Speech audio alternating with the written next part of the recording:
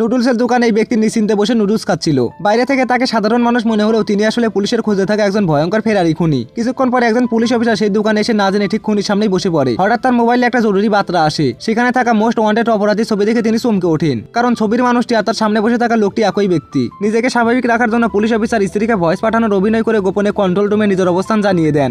এরপর তিনি খুনির একটি ছবি তোলারও চেষ্টা করেন, কিন্তু ক্যামেরার শব্দ হতেই খুনি সন্দেহ করে তার দিকে তাকায়। পুলিশ অফিসার কৌশলে পরিস্থিতি সামনে নিলেও খুনি আর দেরি না করে দোকান থেকে বেরিয়ে যায়। পুলিশ অফিসারও সঙ্গে সঙ্গে তার পিছু নেয়। ব্যস্ত রাস্তায় মানুষের ভিড়ের মধ্যে শুরু হয় রোমাঞ্চকর ধাওয়া। ঠিক তখনই এক পরিচিত ব্যক্তি অফিসারকে নাম ধরে ডাকায় কয়েক সেকেন্ডের সুযোগ পেয়ে খুনি ভিড়ের মধ্যেই হারিয়ে যায়। তবুও অফিসার হাল ছাড়েন না। একাই খুঁজতে খুঁজতে অবশেষে একটা গলির সামনে তিনি আবার খুনিকে দেখতে পান। খুনি ঠান্ডা মাথায় দাঁড়িয়ে কোল্ড ড্রিঙ্কস পান করছিল এবং পুলিশের দিকে তাকিয়ে ব্যঙ্গ করে হাসছিল। এরপর সে গলির ভিতরে দৌড়ে পালায় আর অফিসারও তার পিছু নেয়। গলির শেষ প্রান্তে শুরু হয় ভয়ঙ্কর হাতাহাতি। প্রথমে মনে হচ্ছিল যে পুলিশ অফিসারই জিতে যাবে। তিনি প্রায় খুনিকে হাত করা পরেই ফেলেছিলেন, কিন্তু শেষ মুহূর্তে খুনি শক্তিশালী একটা ধাক্কা মেরে নিজেকে ছাড়িয়ে নেয় আর দুজনেই তখন কাগজের কার্টুনের উপরে পড়ে যায়।